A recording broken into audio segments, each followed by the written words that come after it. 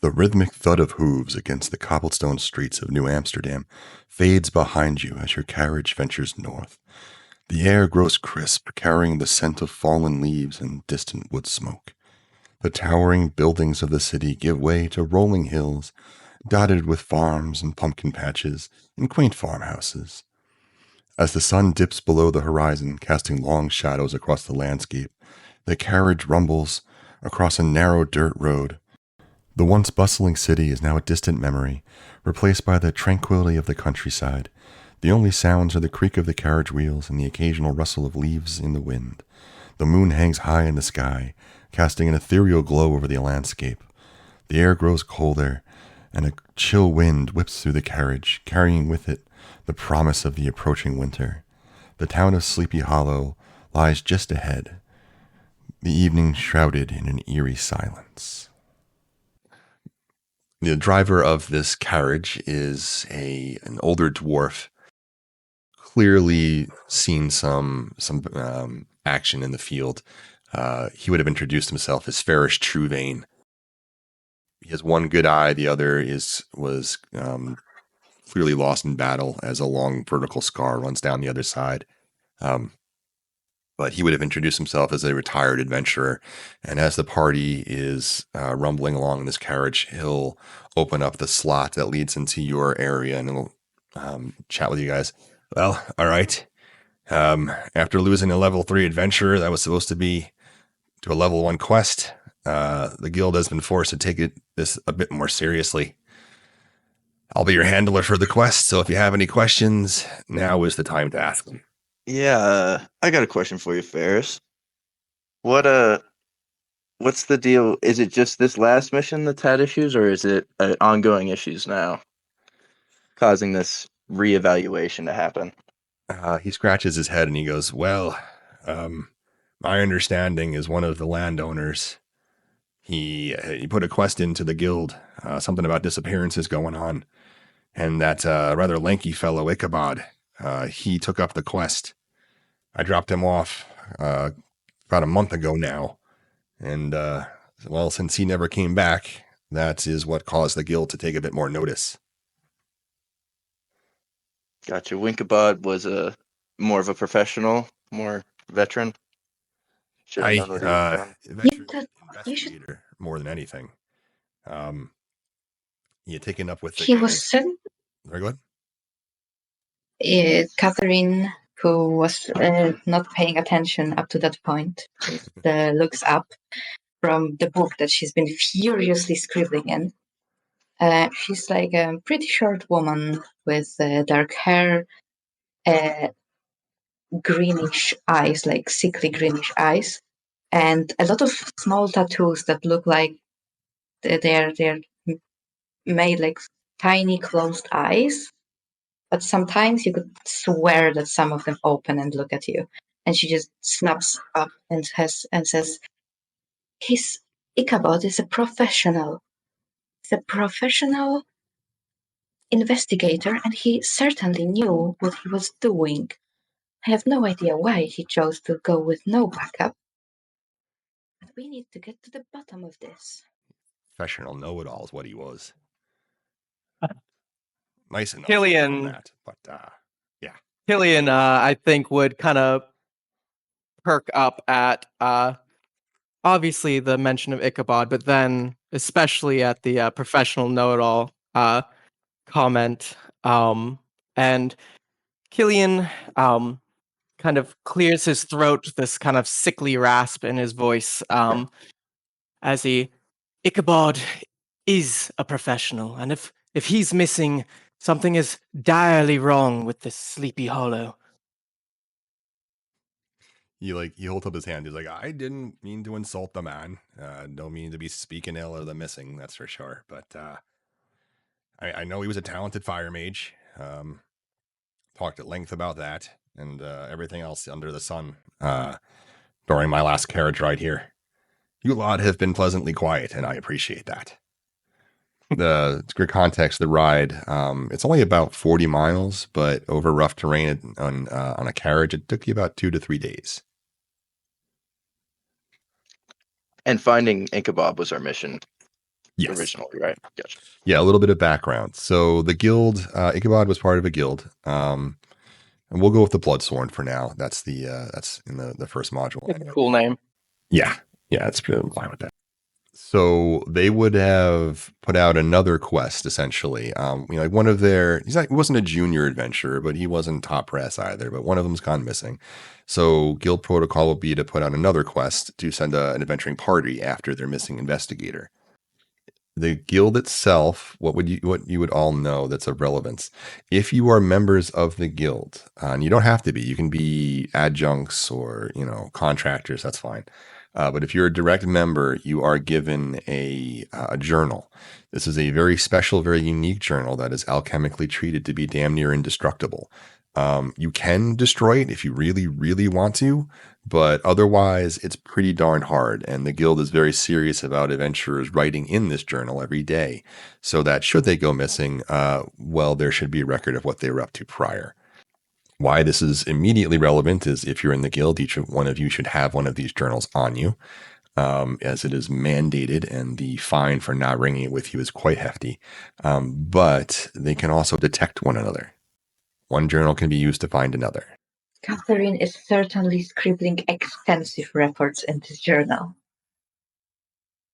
3 days And do we journey. know It was bumpy. I think Killian is not taking extensive notes. Just literal like daily updates. Still traveling, still bumpy, that sort of thing.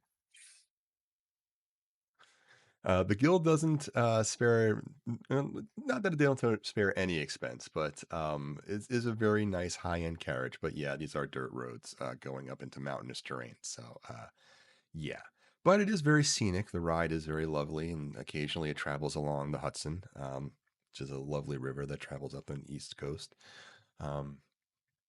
But I think we have one character description, so why don't we go down the line? Killian, you were just speaking. Can you give me a good description of your character, please? Yeah. So what people see is this.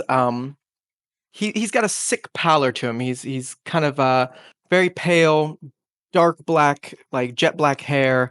But beyond this malady that is outwardly visible, when you make eye contact with him, his right eye is piercing ice blue with black sclera and a reptilian slit to the pupil. His other eye looks normal, just a like standard brown eye. But the one just is this piercing draconic eye. And for the travel so far, I don't think he's had to use any magic, so his other certain characteristics haven't popped up yet. But other than that, he's just kind of this dark, quiet, young-looking man, like mid-20s or so, and has kept to himself so far on the travel.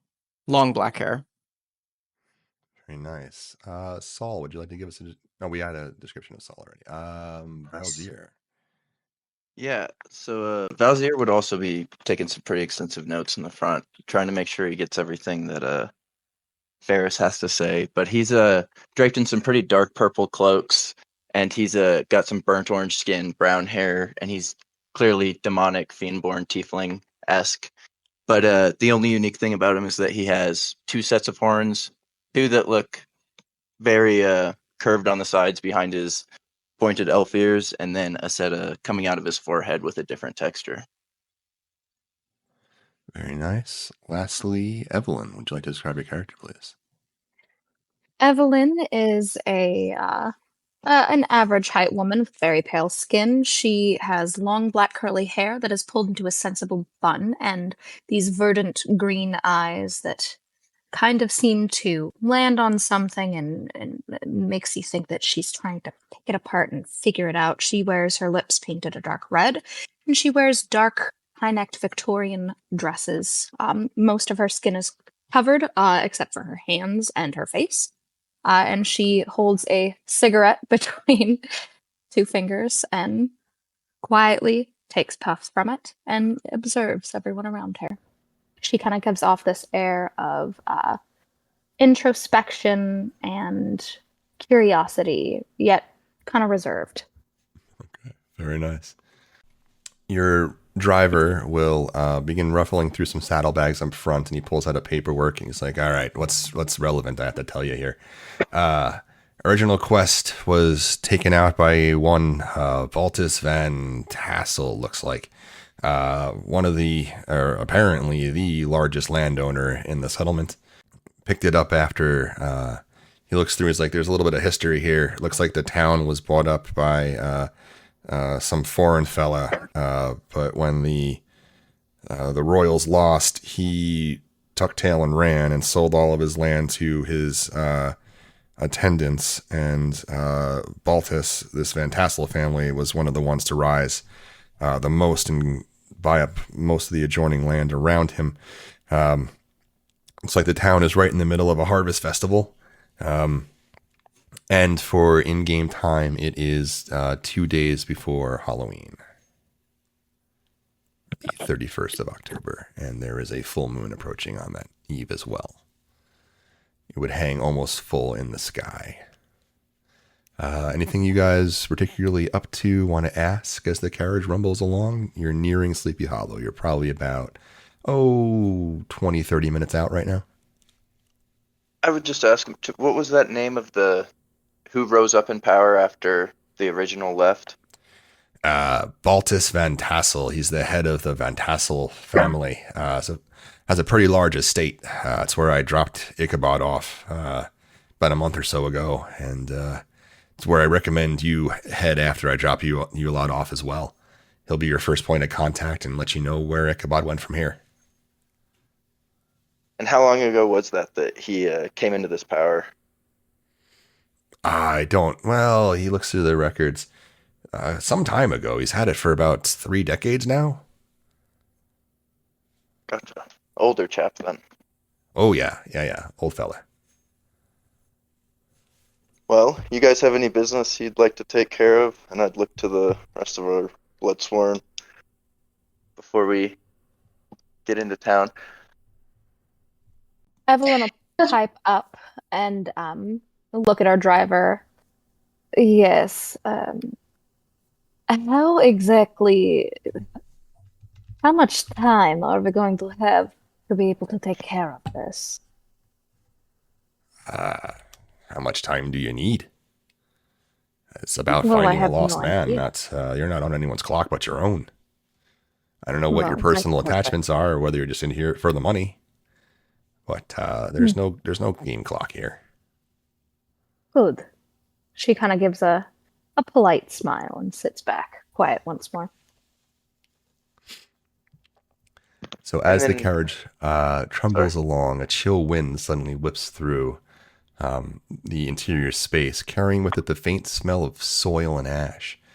The horses start to snort and whine nervously as, well, who has the highest, I believe DC20 is awareness? I've got a 5.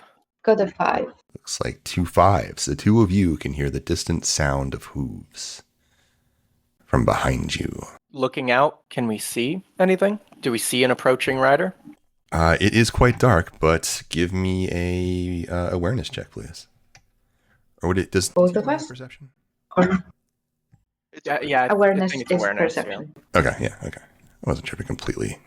Both of us, or Yeah, you can both. If you're both looking, absolutely, you can both make a check, please. First check of the night. Question for you, Jack. How does this sensing of the Bloodsworn journals work? Like, how does that happen? Do they vibrate, point to each other? Like, They will glow, and it's kind of a hotter, colder scenario. So, as you point in the right direction, it will glow. The glow will increase. ooh, Okay, definitely not him. Yeah. With a 15, the sound of hooves is definitely getting closer, and you can't make it out until it gets just within the range of your vision. You can see it's a lone rider on a horse, and as you watch, something to the right side begins to glow, almost like it's on fire. And then you see the character or the creature reach back and just chuck it at you. And we are going to use that to start our first combat skill check. So this is not a full combat. This is a skill check, and in DC20, I'm going to assign a DC to this, a challenge DC. And you guys are going to tell me how you respond. Each character gets 1 turn. This will use up your resources. Otherwise, when you're outside of a combat situation, it doesn't normally use resources. In this situation, it will. But you guys each get to describe what you do. We'll come up with an appropriate role to make that happen. And we'll see how you all do. It's going to be successes versus failures. And as you roll, I'll be watching the chat, but please let me know what the actual number is. As whether you beat the DC or you don't beat the DC, the degree by which you do so is going to affect how things go. So, with a 15, you are the first to realize that this individual riding a horse behind you has just thrown something at your carriage. It appears to be on fire. So, I think Catherine first off raises her voice and says, "Hostiles incoming." And you can see that on the tattoos on her face, just like 3 eyes on each of her cheeks, just opened wide. Mm-hmm. And since there is an enemy she can see, she's going to reach out her hand, and a tattoo of an eye will open on her palm. And I will try to use Bane to make it fail, essentially. Maybe stumble, maybe... so you're attacking the rider directly? The roll. Yeah, I would like to Bane the rider so that it normally it works that it gets like a -1d4. But since it's like a combat challenge, I want to make the riders stumble.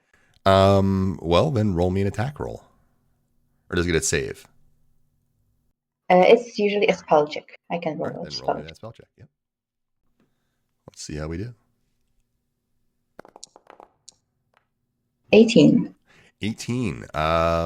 You beat it by +5. So you successfully managed to Bane the rider. You make him stumble, and you can see the horse and the rider fall back just out of they like fade back into darkness again as your spell hits, very clearly jostling the character. But the projectile it threw is going to impact onto the carriage. Everyone would be aware as soon as it does, as you would see and hear just this explosion of flame rock the carriage, and it will rock, the whole thing will rock to one side, and then it steadies back again. The rider curses out in Dwarvish, and he whips the horses faster. "Your adventurers, do something! I'm retired and too old for this shite." The explosion is going to rip into the carriage, but since you had a success, no one's going to take any damage. The carriage is clearly on fire now. Who would like to go next? Killian is a frost specialist as far as his magic goes. So I'm wondering if perhaps he can use some of his ice magic, like Frostbolt, instead of targeting the rider, use it to target the fire and try to put out the flames and make sure the carriage does not take on any more damage. Absolutely. I think that would be another probably spell attack. I think I'm supposed to not let you do the same thing twice, but don't worry about it. I believe the rule is that it is a stacking disadvantage. The more people do the same roll. I think you are correct. Yeah, that is the rule. With that in mind, then I'll go a different direction. So on his person he has a cane that, I don't know if anyone's familiar with the Bloodborne game. I based his weapon off of the cane sword, which is like a chain whip, but when solid, it looks like a cane. Sure. So he engages the top of his cane, and the body of it unshackles into a bunch of loose chain that he will whip out and make a lashing attack at the front of the horse's hooves, so, creating a disarray, or try to create distance between the horse and us through this, just this. I don't think you're gonna have the reach for that. She knocked him back, so he Okay. How far away is he? he would have gotten to within about 15 feet of the carriage before she struck him. So now he's probably, I mean, it's dark out, so it's probably about 30, 40 feet back. So Okay, what is yep, that? then What yeah, is that, like, definitely not enough. that's like 8 spaces, right? Yeah. All right, then with that, I will just go with the stacking disadvantage of my first idea. Okay, so this is You can spend an action. So it's kind of loose, but you can like spend an action point if you want to. I think you're allowed to cancel that disadvantage. I think. Unfortunately, I have no idea. yeah, when it's a skill check scenario, I don't know. I guess it's kind of up to you if we have all of our actions or not. I know that the skill checks are usually like one thing you're doing. So Yeah, let's just do the one thing because I think that seems to be the point. Let's see how it works out. Yep. All right. So with disadvantage, oof, that would have been beautiful. 10. 10 is a fail, but not by much. You fail. You try to put out the fire that's spreading slowly but surely throughout the carriage. But as it's rocking back and forth and still on fire, unfortunately you miss and you almost hit one of your compatriots, but you didn't fail by that badly. So that is one failure, but there is no negative effect immediately. Evelyn will turn to him and, please, would you mind your aim? Sorry. All right. Who would like to go next? All I have is spells. So I feel like we're just going to continue getting more disadvantaged here. Well, I mean, You also have skills, so there's you can options. consider what you can do with it. I live only in my spells, guys. That's this. All right, here we go. Let's go. That is fair. How far back did you say that this guy was? 8 spaces. Although that actually one failure would see him advance 2, so now he is 6 spaces away. Oh boy. I think I'll go ahead and go last. I have an idea, but he might need to be a little bit closer for it. All right. Valzir, do you have anything? Yeah, I'll yell to Ferris. How far do we have to make it till we're there into Sleepy Hollow? I said it's about 20, 30 minutes out, so like you can like see the campfires from the town ahead. It's not that far. If you manage to get some distance, you'll probably make it to town before the rider gets to you. Gotcha. He's kicked the horses into high gear, your driver. So the 20-minute estimate has been cut down a bit. For sure. I will just start taking mine and assumedly all my compatriots that I can see water skins and just dumping them onto the fire on the inside and trying to prevent as much as I can. Fair enough. I like it. What would you like water to do? on the inside? Good point. Sleight of hand. Sure. That's whatever's the equivalent to that in this. Yeah. Trickery. That would be, I believe. Yeah, trickery is good for me. I got a +3. Trickery sounds good to me.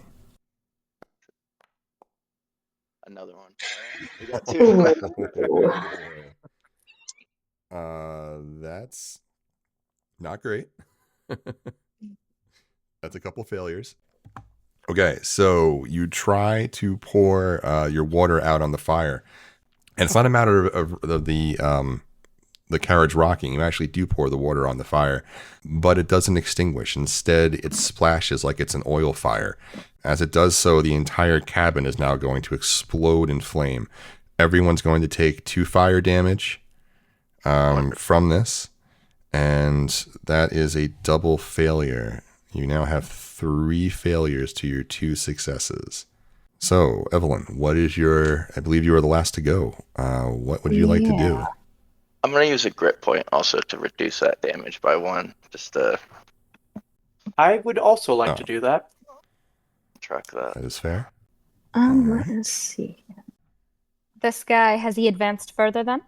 Yes, he is definitely, with a double failure, he is right up on the carriage. Wonderful. Yeah. I would love to be able to pull out my rapier and take a swing at him. Or rather you know what? Maybe before I swing, I should observe. What does this rider and horse look like? Give me an awareness, please.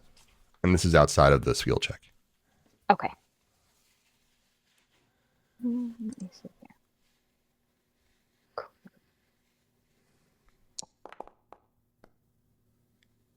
Not Not bad. bad. 14 Not on the bad at die. all. Okay. So as you look out over the carriage, you get a good view of this character, or of this rider. I can't call him a character. Anyway, it very clearly is missing a head. It has a long, dark cloak that is billowing, and you can see that it's definitely taken some damage. This creature has burn marks all over its clothing. They're hard to miss.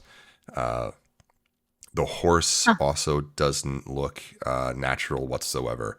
You can see large patches of its flesh and skin are just missing, bone visible.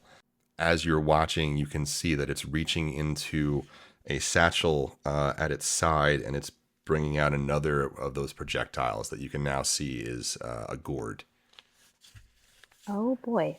Okay. So I am thinking maybe I should perhaps inhibit that toss or cut the satchel off of him. I do have a question about the disadvantage coming from magic. Is it per turn that each subsequent use of the same action is at disadvantage, or is Yes. it like That stacking disadvantage? Yeah. okay, and it kind of resets per I guess round? Would it be? Yes. Okay. All right. Although I think it depends on how you do. This might end the challenge depending on how well you do or how bad you do. Okay, yeah. No pressure, right? Yep. All right, I guess I will be swinging with my rapier, and I do not remember how to do this, so bear with me. Sure. If you go to your inventory tab, Yeah, I'm on the inventory tab. Oh, there's a little there it melee is. attack. Yeah. Perfect. Yep, it's on top of the whatchamacallit. Wonderful. Okay. Do I want to put on? Remind me what the little purple box in the light action iron cost. is. Okay, action cost is simply 1. Okay, perfect. And we have. Sorry, I am It's so totally fine. forgetful of how to play this. It's been like a hot minute, Don't so worry about it. my mind has been on Vampire the Masquerade lately, so that's been fun and new. All right, let's go ahead and just roll this guy. 17. Nice. Okay. Yep. First swing is 17 on the 13 on the dice, and I guess 17 total. 17 total. Well, the 17 DC is 12, so you beat it by 5. That's good. That's actually 2 successes. Okay,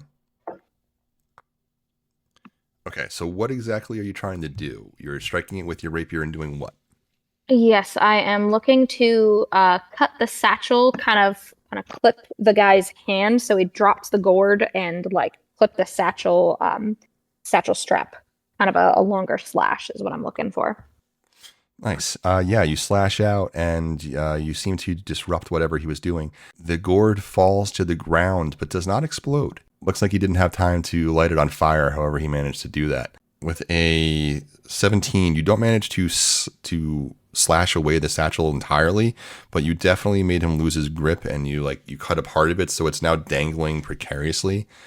He is fumbling with it, but he will also drop back a space. So he is now 2 spaces behind the carriage. Double success. We'll go to the top of the round. Anyone who wants to go has a good idea can. I have a feeling this turn will decide the encounter, one way or the other. I have spells that are good against undead, if that is what this character is, but I realized that I just went, so. I have an idea. I have Mage Hand. Could I use Mage Hand to try to finish what Evelyn started and tear the satchel Absolutely, off? you can. I think that would be a nice spell attack. Yeah, I think that'd be what it'd be as well. Yeah. All right, so let's come on. Oh, that didn't roll anything. Yeah, because it's usually like a utility thing. Yeah. On the top right of your character sheet, you have checks and saves, There we and go, there yep. should be a spell. Thank you. 22. Nice. There you go. That's a success by 2. That is enough to push you over to make the whole combat successful. That was a close one. You manage to shoot out your mage hand and tear away the satchel. As it falls to the ground, the rider will fall back. He stops pursuing. Your driver does not stop whipping the horses, though, as the carriage rockets forward. But you have successfully managed to escape the encounter, and the carriage will rumble its way into town quite quickly. The rider or the driver doesn't stop the carriage until it is pretty much in the center of town, where he drops you off, and we can pick up pretty much right where your characters are. Imagine there's a carriage right there, and you guys have just been dropped off in the center of town. Welcome to Sleepy Hollow. Your carriage is still smoldering and on fire. The local townsfolk will all be rather aghast at this as the driver runs to the well right there and starts trying to put out the flames. I think in this now less tense situation, Killian would once again attempt to use his ice magics to try to snuff out the flames. Nice. So you don't use any kind of resources once you're in a fully social encounter, which this will be until I tell you otherwise. But let's see how well you do. So please give me that spell attack. Okay. This will be like a little minor social encounter. 23. 23. Yeah. Nice. This time you are on point, and your magic is responding accordingly. You manage to snuff out all of the flames. And the driver goes, "Oh, thank the gods. I was just on the last payment for this thing."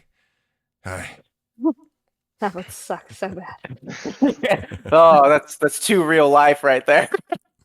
Yeah, right.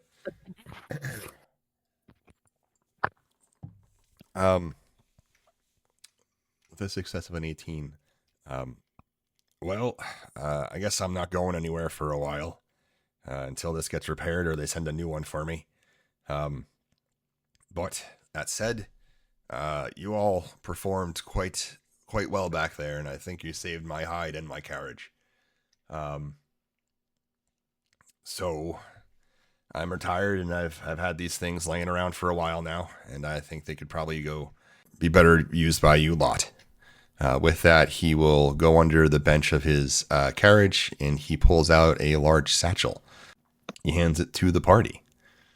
Inside, there are, let's see here, 3 potions of health. There is a pendant, and there is a ring inside as well. The pendant will give +1 to might, and the ring gives +1 to attack rolls.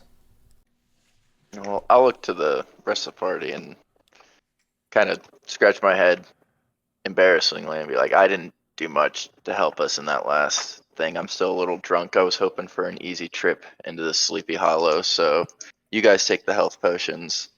But if either of those benefit someone more, I'm just a little weak, so might doesn't do much for me. Killian very much feels the sentiment of that as also a weak individual. But he definitely doesn't say no to a potion, being a person of little constitution.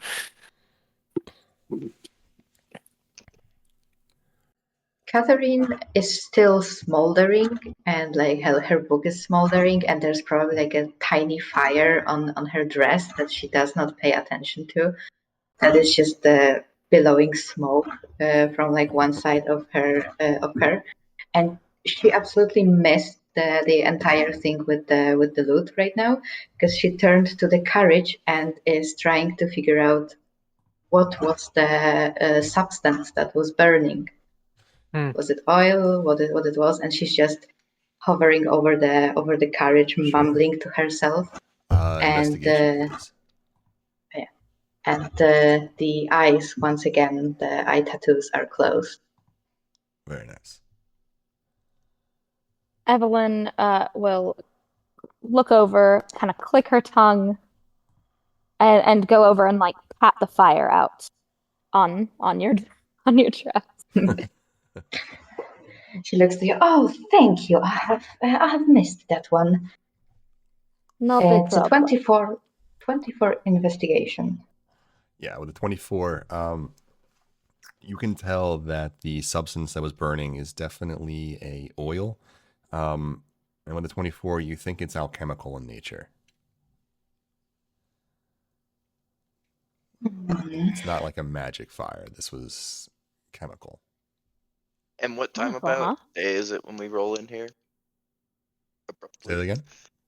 What time of day is it about now that we've gotten into I Sleepy think Hollow? I said it's night. So let's say that in the description I said the moon was kind of rising. So it's early evening.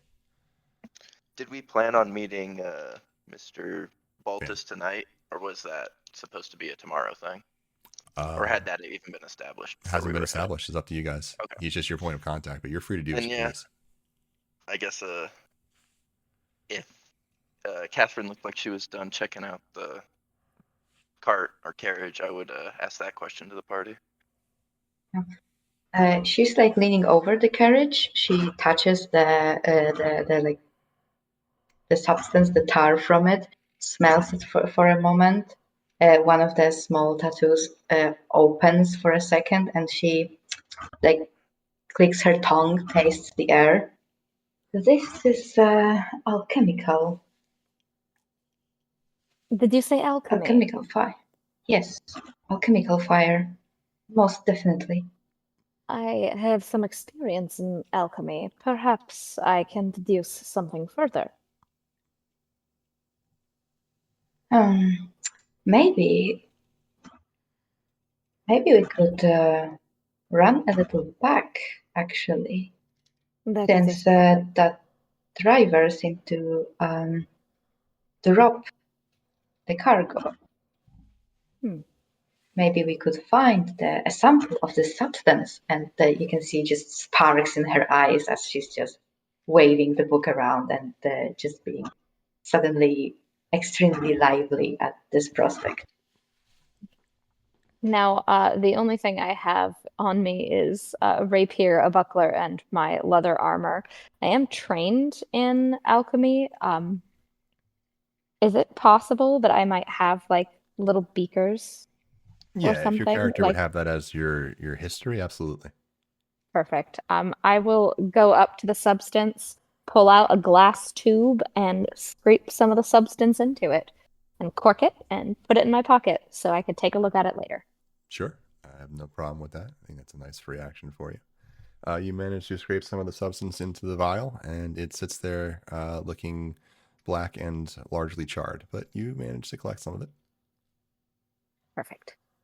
The townsfolk, by the way, are largely keeping weary eyes of you. No one's really approaching. Some people ran to help the carriage as it was on fire, but once you used magic to put it out, everyone kind of backed off. Killian is very used to that response. I think. Oh, sorry. Go No, ahead. you're fine. Okay. I think if Catherine wants to head back to look for the satchel, Killian would offer to like escort in that direction, though he is eager to make contact with our one contact in Sleepy Hollow. I would be more interested in going and seeing more about why this attack might have happened in the first place before going and diving deep with Baltus and seeing more about that. So I would be interested in helping go see that as well. I'm cool with that. Okay. So the party wants to go find Baltus now?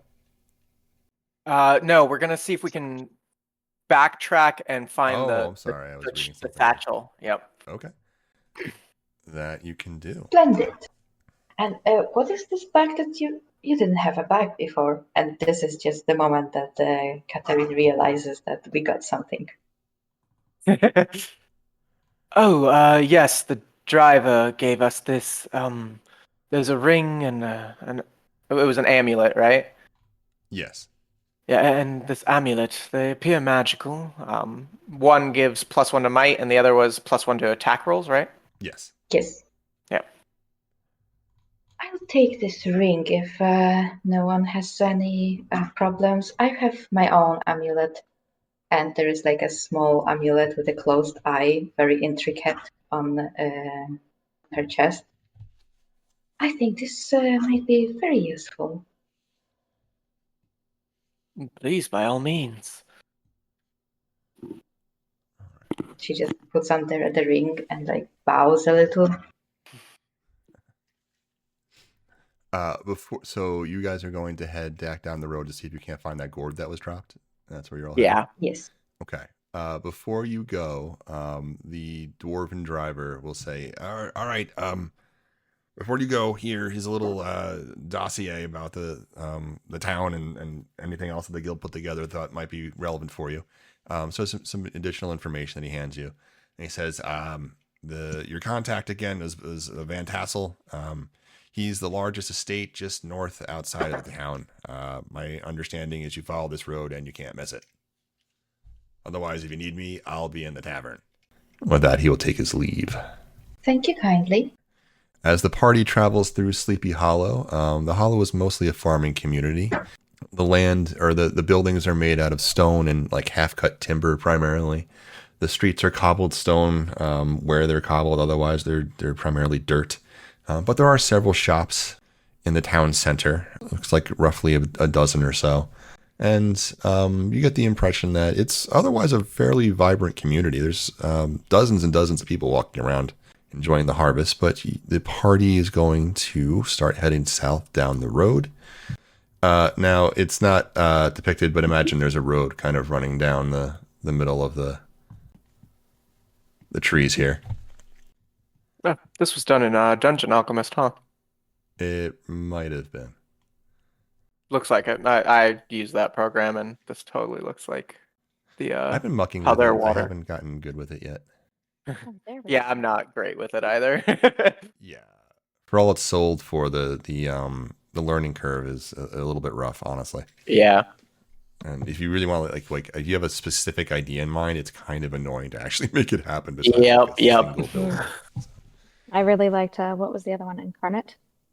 They did pretty nice Incarnate. stuff, and it seems. Yeah, to but be- you have to use they have a paid tier though, right? Yeah. Yeah, I caved. It was worth it to me. I mean, I guess I should, but like I mostly run on a 3D VTT, so Mm. I'm only using this one because it has the character creation so well integrated. And it's a one-time purchase, which I appreciate.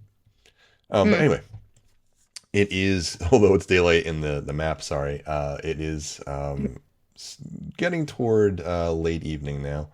The moon hangs high in the sky, it's almost full, and the party is traveling down a dirt road in otherwise forested area, looking for this fallen gourd. So what skill would you like to use to backtrack? Or otherwise find where your altercation occurred? Could I use animal for chance of tracking if it was a horse or not, if we had figured that out, that yeah, it you was can use riding? animal to see if you can find some tracks and learn anything about Yeah. it. Yeah, the best thing I've got is awareness. I mean, that's fine. That's what it's there for. Same, and my awareness is at 3. My investigation stands at a sad 1. I mean, awareness, if you want to actually find the gourd, I think I have to say that's investigation, but you can use awareness to figure out at least where you were. So, All right. Might as Then well. I will do one of those. Okay. Yeah. 23 total. Yeah, with a 23, it takes you probably a solid 40 minutes walking out of the town to get back to the scene of your altercation, because you're on foot and not a panicked horse-drawn carriage. But once you do, it's pretty obvious where you guys were. You can see the rut of the carriage wheels. People aren't normally whipping their horses trying to get to Sleepy Hollow. So your passage is pretty obvious, and there would be still like smoldering leaves and some of the low-hanging trees that frame the road that you guys find yourselves on. You're pretty sure that you found the stretch of road where the rider attacked you all. And from here it would be investigation to Yes, if you want to try to follow find that the gourd. tracks Yep. and find things. Absolutely. I'll try then. The dice give us and the dice take us. Yes, they do.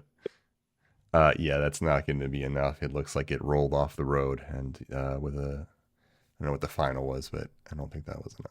10 was the It's a total. 10. What, 10? Yeah, that's not Yeah. enough. Sorry. It's close. Would anyone else like to try an investigation at disadvantage? I don't think you want me to do that at just a +1. I mean, mine is a flat, so it's still one better than I could do. Yeah, I got a 2. I might as well then. Oh, Yeah, okay. he volunteers as tribute. Roll away. Disadvantage. There we go. Cat, you're knocking Oh, my hey. computer over. Why must you do this? Not bad. Not 16. bad. Yeah, you're kind of like rooting around in the woods, and it looks like it rolled under a bush, but you do manage to find a small. It is a gourd. Looks kind of like a pumpkin. It is laying there under a bush. And could I do an Arcana check to see if it's magical before You certainly may. I would grabbing advise anything? that. And not to be a stick in the mud, but it was a 14 because you rolled keep highest, so you had advantage, not disadvantage. 14 was enough. Yeah, he beat it with the dice. Oh, yeah, So but as long like as you in didn't have general, you must have clicked advantage instead of disadvantage Oh, my accidentally. bad. For sure. Arcana, there it is. Oh yeah, I definitely did. See them now. Nice. Nice. It doesn't appear to be magical at all. It's just laying there inert currently.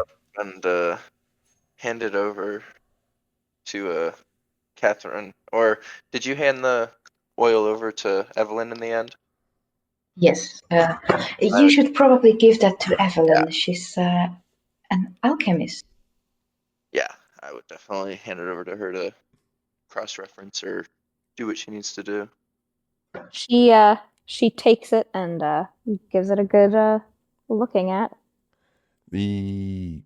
The gourd itself has definitely been altered. You can tell that there is a cut that was made along the top that has been sealed up. And as you move it, you can hear like a sloshing sound within, and there does appear to be there's no like striking surface, but there is a small wick that leads out of it. This looks like some sort there's of there's other like little things cut into it, but they're all sealed currently. maybe some sort of makeshift bomb of sorts. More like a Molotov cocktail. That's a very accurate description. Nasty little thing. So seems like whoever was chasing us, it wasn't some sort of magical creature. It must have been a person in this case, right? An alchemist, perhaps? So, would certainly explain some things. I just saw your animal check, by the way, Belzier. You do definitely find the hoof prints of the rider that was pursuing you lot. With an 11, you don't get too much additional. I will say that the hooves, they look very poorly cared for. Like you can get a shot of their, you can see the impression they make. Whoever, like it needs new shoes, basically.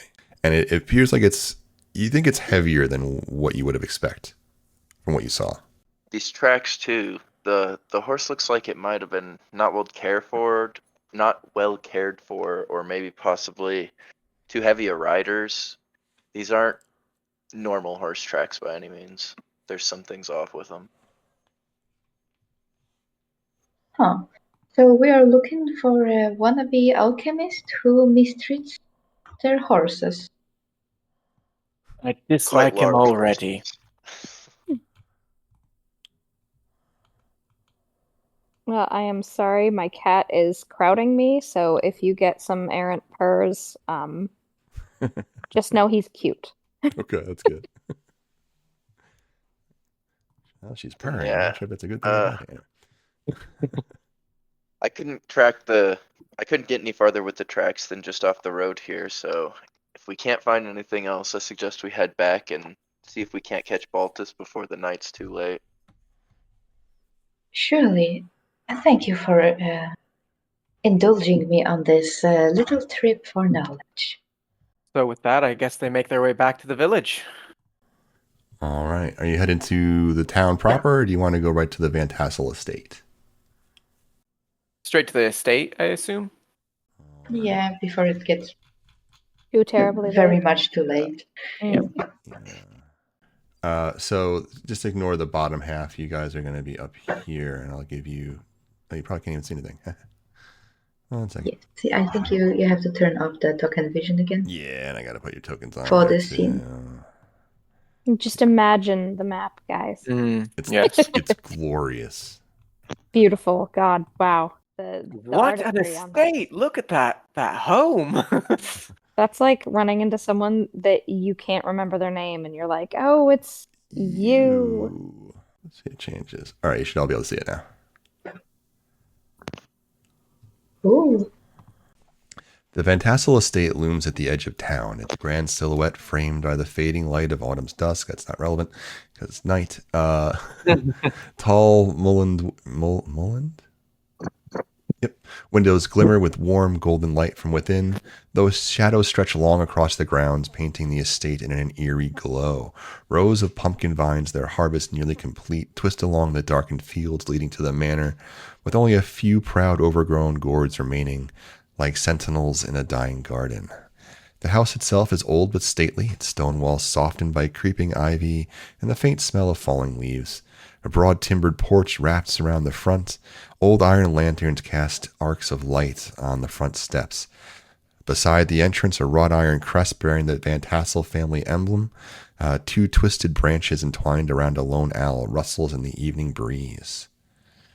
The Van Tassel harvest celebration spills out into the evening air, as the light and music are the first things that the party notices. But it is just I feel horribly underdressed. The music's coming from inside? Yes, it is. Oh, is it a party? I hate parties. I perk up a bit, or Valzir does, and I quite love parties. Definitely a party. Good social events. We could find out a lot here. Maybe they have a library. I would also pull out my Bloodsworn journal to see if it gives any indicator that another one might be near in the direction of this estate. Looking at your journal, you don't see any light glow, meaning it's probably too far currently. As the party, do you guys go into the manor house? I would go up and knock, yeah. Yeah. Yeah, just wide open. Yeah, there's attendants waiting there. They're in just nice formal attire. They have the white gloves, and they'll open the doors for you. As they do, I think the party would be rather assaulted by the sudden light and music that comes spilling out, as well as the glorious smells that will quickly assail your noses. Pumpkin pies and roast beast. The mulled cider is definitely on the air. Let's see here. Freshly baked breads, spiced apple tarts. You can see people walking around with trays, giving them out to the party goers. Dead center of the floor, right here, you can see a young woman. She is very well dressed. She has dark raven hair, and she has a blindfold over her eyes. She's surrounded by a group of children that are slowly walking around her, while she is in the middle, clearly playing a game with them, and she kind of reaches out blindly trying to grab one. And you can hear her just vaguely over the sound of the partygoers. The Pickety Witch, who shall catch the Pickety Witch? And she keeps on trying to grab a child as it goes by. What would you like to do? Lean into one of the attendants to let us up, and I'll be like, lovely party. Do they celebrate every night for the week before the festival, or is it a special occasion tonight as well? Well, it is the town's harvest celebration. We do normally celebrate the entire week leading up to the harvest moon, but this year in particular has been rather rough with all the troubles going on. So Baltus has been, he kind of corrects himself as he sees another employee walking by. Mr. Van Tassel, of course, has been putting on these parties to raise morale of the town. And he kind of whispers in a little bit. He's trying to make sure that nobody panics, and he's really trying to draw attention away from what's happening. Gotcha. I think Killian would speak up and inform this person that you're speaking to that we're here to speak with the master of the house. We're investigating our missing comrade Ichabod. Oh, you're the adventurers. Wonderful, wonderful. I'll send a boy. And he literally just grabs a kid like that's running by. He's like, "You go grab Mr. Van Tassel." The kid wanders off. He just like runs this way, bolting.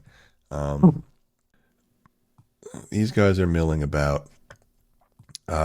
From the north, an older gentleman, looks like he's probably in his 50s, maybe early 60s. Portly fellow, very well dressed. Latest style wig on his hair. Comes walking out, and you can see him patting the boy on the head who just ran off. Kind of gives him a copper piece, and he just walks into the party. Wonderful, wonderful. He claps his hands, and the whole party, everyone stops and just pays attention. We have special guests who have arrived. I've just been informed that the new adventurers have arrived. The guild has finally sent us some assistance. Please, please, welcome to my home. And he's slowly walking towards you. Greetings. What can I do for you? What do you need? Surely you have a long trip. Libations, food. He's like waving, and the attendants will kind of come flooding the party quickly with trays of pretty much anything you want. I'll lean in towards the party and kind of say, just so they can hear, I'll say, we were sent to assist him? What does he mean? Let's roll with it. Then I'll lean back forward and be like, yes, of course. And I'll just start digging in to some of the food. Once the attendants leave, he gets really close to the party and he whispers, "Thank all the gods you're here."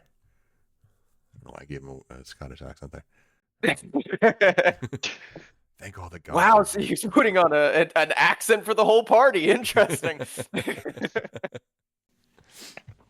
Sometimes I can't help it. And if I do try to do a Scottish, it'll slowly morph into Irish, and then it'll turn Australian, and then it'll end up Cockney somewhere. So I'll try to spare you all. But he whispers in a low tone, "Thank God you're all here." And you can see him, he reaches towards his chest, and he kind of like grips something that's clearly under his shirt. I don't mean to rush you. Take your time. Enjoy the party. But when you're ready, come find me in the sitting room. I'll bring the town elders, and we'll discuss matters. With that, he'll walk off. I think Killian would turn to the party. Well, personally, I am not here for libations. I'm here for the information. So I'm ready to meet him as soon as all of you are. I am the same. I'll just kind of say with a mouthful of food, we're not. And then kind of mosey on to get back to it. Parties like these are always so crowded. They're nice to have for every night or again. Not every night, of course.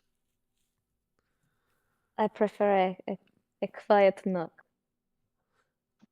Agreed. I'll just keep trying to take whatever. Almost all in agreement. Why we follow the house attendants.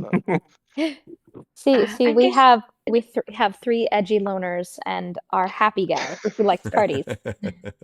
Three wallflowers, okay, wallflowers.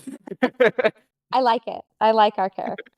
Yeah, even amongst a myriad of races of a settler town, you guys do kind of stand out just a bit. You're getting a mixture of looks. The children in the manor are definitely more curious. The adults are more wary. You can see some hopeful looks on their faces, some actively hostile looks on faces. But what would the party like to do? I'm gonna follow the guy. Yeah, Killian is no stranger to odd looks from the people around him, so he just confidently steps his way to the sitting room.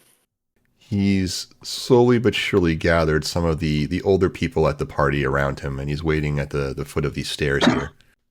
So I think Catherine will take a cursory glance around the party, not because she wants to stay there, but just to look at the people around and just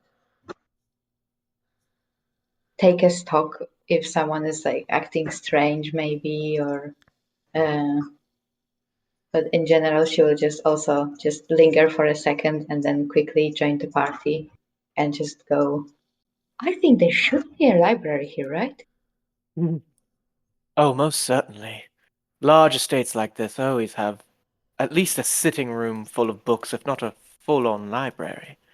Do you think they have any good ancient texts? Oh, I surely hope so. Our I've been other meaning characters to- like, hey guys, the food. And they're like, but the books. Are you seeing this right now? I've been meaning to find something something celestial lately. My home library is just it hasn't been going that well. If we get the money from this mission, I will be going on book hunts for the next 3 weeks. Did you say something celestial? Yes, that is my favorite, you could say, area. Have you heard of the Book of Lilith, by chance? Not yet, but now I have. And she pulls out her journal and starts to write down. So perfect. I love this. Your character is very much growing on me, and I'm here for it. As long as there's more of this really good wine wherever this library is, I'm sure I can drown out some boring history lessons. And I just have a vine shoot skin. back. That's all I've got. It's an empty vine skin. If it wasn't clear. Well, I think we could stock up on wine as we go. And Catherine winks. Eh, And you can see like 3 of the tattoos that just opened and winked with her eye. love this. Is there a way to fill my wine skin up without looking like a complete bumpkin?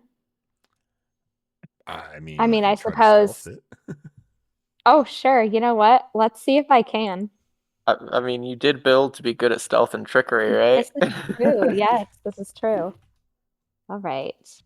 I'm so stealthy. I'm like the most stealthy person ever out there. Solid 9. I like knock into something and like clang it, turning some heads. I like You cough to just- try to cover it up awkwardly, and it's just more awkward. I mean, no one's Just stopping straight you. up take the bottle off the table without even hiding it. Yep, yeah, I do that. I've been that Going guy in to my 20s. take this one. She marches over a little flushed from embarrassment and just like shoves the bottle into gosh, I'm sorry, I'm bad with names. What was your character's name again? I think Vizier, right? Valzyr. Valzier. Yeah, she will just push it into Valzier's hands and chest and kind of like let go of it and walk away stiffly from embarrassment. He'll have a big smile on his face and just purr out kind of like a perfect and just start waddling to follow you guys towards the library then. Or if that's where we're headed at this point. Are we The going to the sitting library? room, right? Sitting room. I mean, you can invite yourself to his library if you want. Oh, you wanted to meet in a different room. I thought you said the sitting room with books. This looks like a room you sit in with books. So There we go. From the Disney film. All right, so you guys approach Baltus. Yeah. All right. Yes. He'll say, "Wonderful, wonderful. Join me in my private study. All of you." He looks at the other older gentlemen that he's gathered around him. He will walk up the stairs. He fiddles with the key, and then he lets himself into the study here. The other, apparently, town elders will also join him, each taking a seat somewhere on a couch. Baltus stands by the fire. He has a lovely, very ornate standing bar there. It's all mirrored finish, and it's got a myriad of draws in it. And he's opening it up, and he's clearly taking out the fine liquor as he's pouring it into very small sifter glasses. He'll offer it to anyone that's interested. His hand is a little shaky as he does so. You can tell that this Evelyn guy's just nerves lights are a pretty fried. cigarette. Um, can we make like a? Oh yeah, please. I'm sorry, say that again? Because I think I heard you as the game master, but Azine was saying something and it got drowned out. Just Baltus looks very, very nervous as he's handing out his more expensive liquors to the party. And then I was wondering, could I make like an insight to see if I can read any more into like his nervousness, his anxiety and stuff, see if there's anything. Sure, absolutely. Okay. 15 total? 15. Yeah, he seems genuinely spooked about something. You can see he constantly rubs something that's under his shirt. It's hard to miss. It seems to be some sort of nervous habit he's developed, and he definitely keeps his back to the wall as the party enters.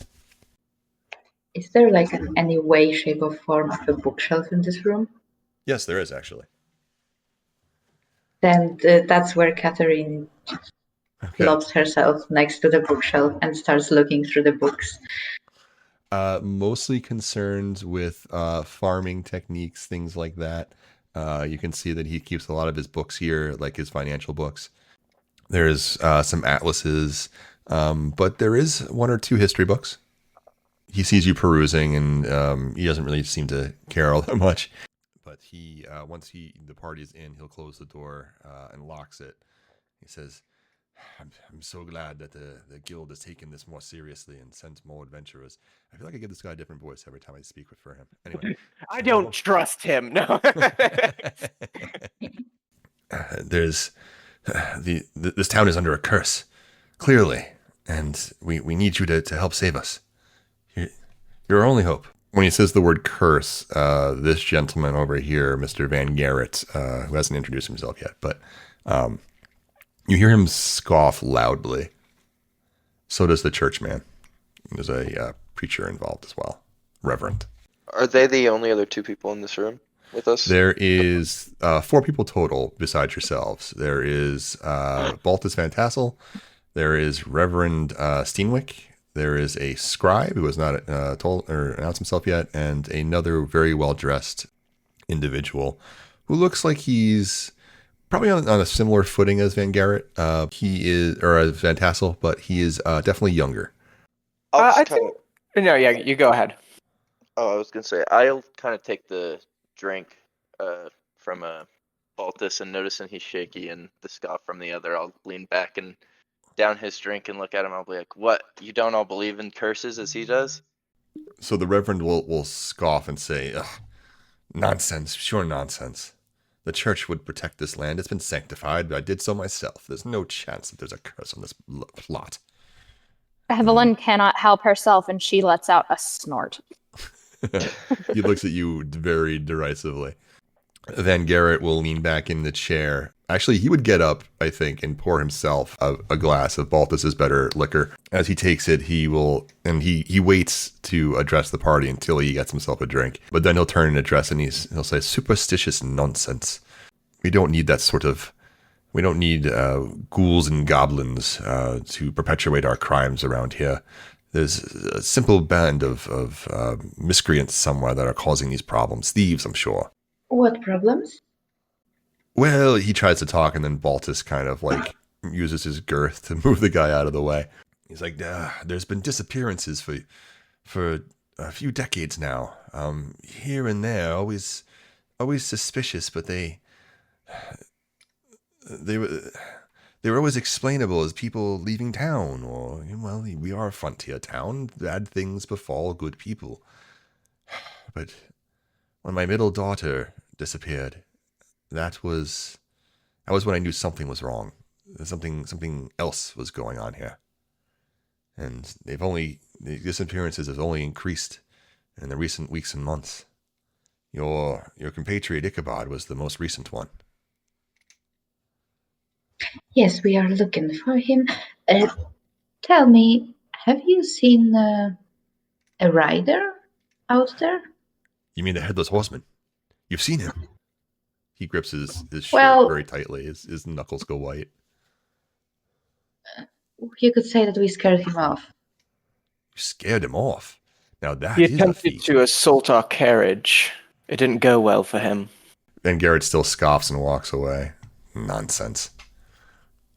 I think at Van Garrett's kind of what Killian would see as an insult to Ichabod's good name at this whole idea of miscreants, I think he'd speak up and be like, if this was a matter of simple miscreants, Ichabod would not have been disappeared. There's obviously something more nefarious than hoodlums. I think he got drunk one evening at one of Baltus's parties while he was ogling his youngest daughter and wandered off into the woods and probably fell asleep in a puddle or something. Valzir kind of shouts at that point, spills a glass over him, and he goes, "Bullshit! Ichabod was a good drunk, and he would not have fallen asleep outside. I've always known that man to get home safe."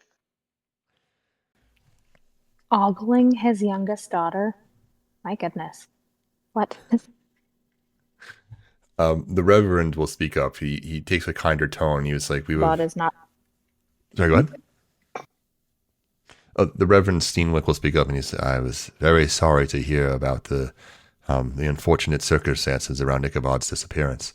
He was a memorable gentleman, but he was very enthusiastic about helping our town, and I do hope you're able to find what happened to him." Evelyn will speak up. I don't suppose that any of you have come across one of our notebooks by chance. They all look at each other and shake, and it's head shakes all around. No, keep our eye out for it, certainly. She'll hold up her copy of it, a nice one that looks like it's been a bit worn, but not too terribly. Something identical to this, maybe a little bit more worn. Can Killian make an insight check to see if anyone looks like they are recognizing it, but playing like they don't? Sure. Yeah. Do an insight, absolutely.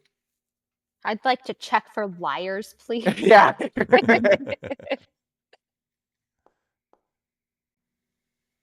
10.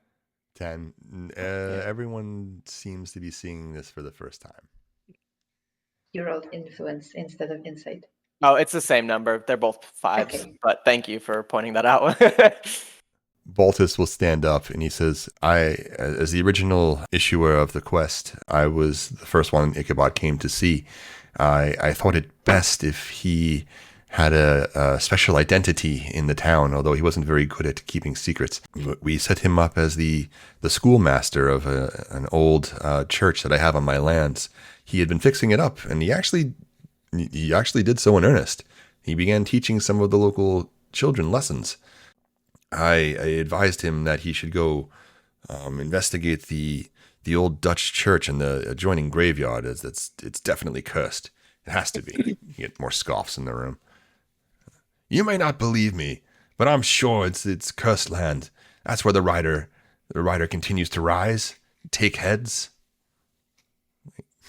You can hear the Garrett go, "Not a single headless corpse has been found." "Not yet," shouts Baltus.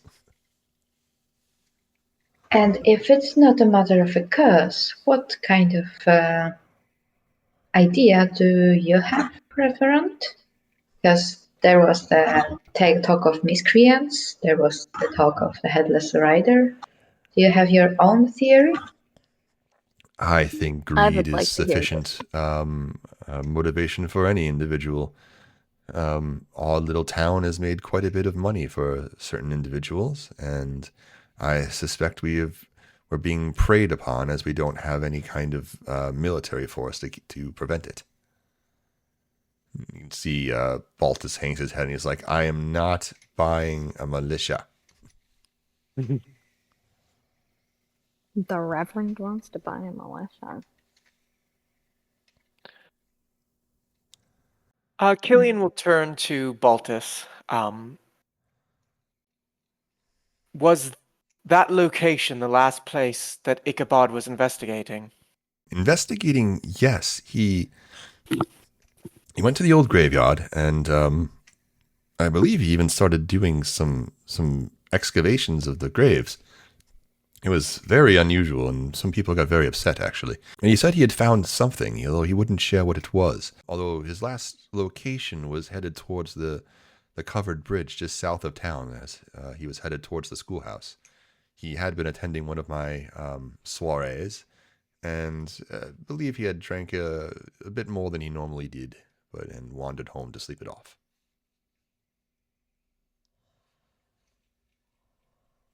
So if I'm getting this correctly, was he staying at the school that he repaired? Yes, that's correct. Okay.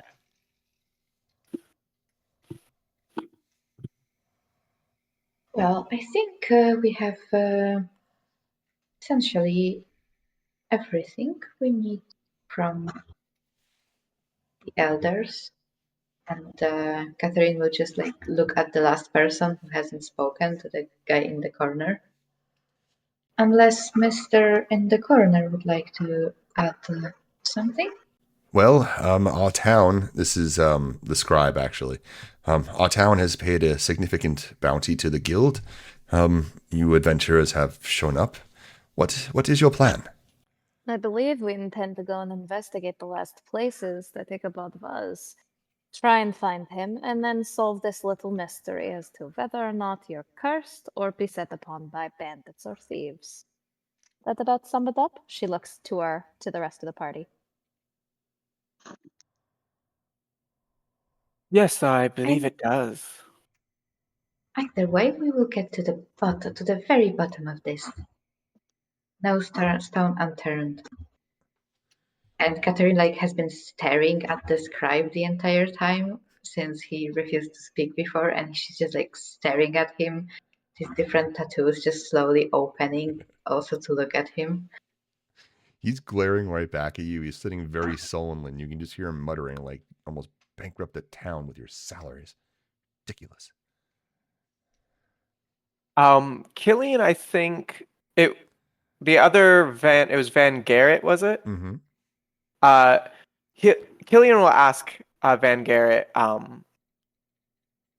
these miscreants that you believe are responsible, do you have persons or a location that we perhaps... Names, perhaps? Yes, something that could give us a lead if we're going to take your claim seriously on this. He's going to sneer at you and say, the woods are plenty to hide a band of ruffians, and I don't know what their names are, nor do I care. Just do your jobs and catch them. Huh. So your idea is as much shadows as a curse is? He just gives you a sneer. Van, whatever the heck, is he the one that said that he consecrated or blessed the land himself? No, that was the reverend. That was the reverend, this one. Okay. Okay, so the reverend is not Van. No, Van Garrett's a different noble. Van Garrett. Okay. Or different wealthy landowner, I should say. They're all stuck-up prats to me. Mm-hmm. Pretty accurate. Okay. Killian will turn to oh gosh. What? The other Van Garrett or Van Tassel? Van Tassel, yeah. Do you have a additional key or any way into Ichabod's? He's like, yes, of course. He shuffles over this way and in the corner here, and he opens up a drawer and he brings out a very old-timey key, which he'll bring over and hand over. Perfect, thank you. My blessings, of course. The church he was staying in can be found in the southern border of my estates. Just follow the road south and take the first left at the bend. Go past the covered bridge and you can't miss it. Does anyone else have anything they want to ask or anything while we have these people gathered? Not that I can think of. Catherine just shakes her head. Valzer shakes his as well, and he goes, "No more slander of Inkabob. Inkabob? How do you say it again? Ichabod. Inkabod. Just Ichabod. Ichabod. Keep hearing an N for some reason. I just love the idea that because your character's been drinking, that's just like He's just drunk. actual slur of the name. Yeah, it's just like Ichabod's my buddy, guys. yeah. Don't you say bad stuff about him.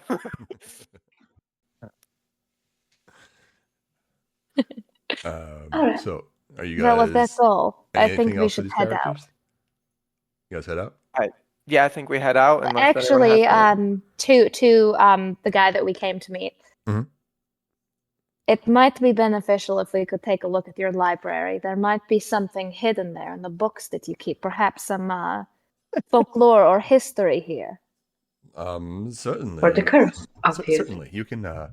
You can have free range of my libraries here. We're quite proud of them, Wonderful. actually. I'm not quite sure what books are actually there, but they are quite filled. My daughters enjoyed them quite a bit. Wonderful. Then we will take a look there too. All right. I don't know if this has a library depicted, but he'll actually call one of his attendants to take you the party to the library. I'll ask him before we leave. I'll say, your daughters enjoyed. Is that where they'd be currently? Say that again.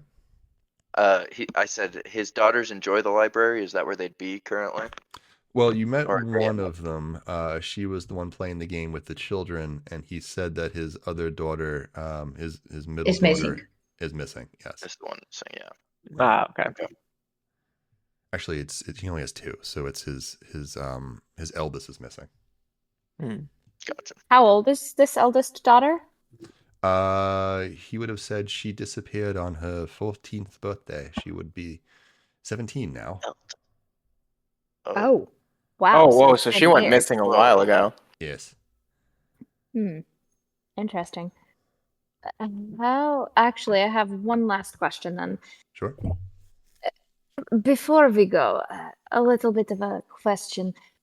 How old are the people that have gone missing? Are they of varying ages, or what is the youngest and what is the oldest? They are of varying ages as far as I can tell, but no children and no elderly. Always adults. They go missing. So, always people that can sort of walk out on their own then. Yes, I suppose so. Although I'm not sure what my daughter was doing on her own. She was a free spirit, though. Never thought That the I woods were can dangerous understand. until she didn't come home one day. Yeah, as a fellow free spirit, Evelyn's like, yeah, I get that. Well, we Catherine should is go also and nodding her head along, like, yes. All right, so we'll go to the library. What are you looking for? Anything you can find of interest? Oh, I just came in here because we like libraries. This was purely RP on my side. Yeah, and I think Catherine would look for things on like local folklore, and especially since it's the problem with the Dutch church, and is apparently anything on that theory, anything on like the church when it was built, what's up with it, Sure. if there's any So folklore you might be pertaining to interested. that. You would eventually find the not to add another journal to this, but I think you would find the journal of the original estate lord. So the manor lord's last name was Phillips. So you find a journal by his last name is Phillips. He was one of the first people to establish this land as like an estate, as like a settlement. First one to recognize it and get like a charter from England. And it talks about his attempts to build up a community. He built the manor house. He built the first mill in the grounds. But the old church was actually there before he got there. He will have a few notes. He doesn't seem all that interested in it, but he says that some of the locals, he would just refer to them as the local peasants, discuss the old church as having an ancient history, and that's where the talks of the graveyard being cursed come from. So the church itself is older than the oldest records in the library. He tried to like renovate it. It looks like he knocked down the original building and built a new one on top of it. That's a very interesting find. You see, I used to be an archaeologist before I went into, well, the adventuring profession. This church is older than the records in the library. While that does not necessarily mean there is a curse or there isn't a curse, it Sounds means more that likely. it's a treasure trove of knowledge. I certainly But can believe that perhaps some sort of old standing structure, there could be things that were left over or something from a bygone and, age that might be and bothering since people. Go ahead. Ichabod has been excavating grave there, well, I understand that archaeology can upset some people, but there is a fine line between archaeology and grave robbing. And I believe that Ichabod was going for the former, not the latter. Absolutely. I think we are all in agreement with that. My assumption is that he was probably digging those graves up to try and find one that didn't have a head or something. The question is, did he find any? Only one way to find out. I guess we're in for a long night of tromping around until we reach the schoolhouse and then the church. Unless we should all get some sleep first. Oh yeah, Baltus would have Perhaps. said that he put you up in the in a local um, tavern in town, the Harvest and Hearth. He would have gotten you all a room there. Well, I do believe that we should take a rest. I personally am very knackered, so I would take a little rest before we venture somewhere, or we can push on, go to Ichabod's school, and take our rest there. I am in favor of pushing on, but I do not want to push our party too hard, so I will follow whatever lead everyone's comfortable with. How far away is the school supposed to be? Like an hour's walk. Hours. Okay. And the cemetery? The cemetery is about 40 minutes in the other direction. Oh, okay. Yeah, I would not have much of a preference either way.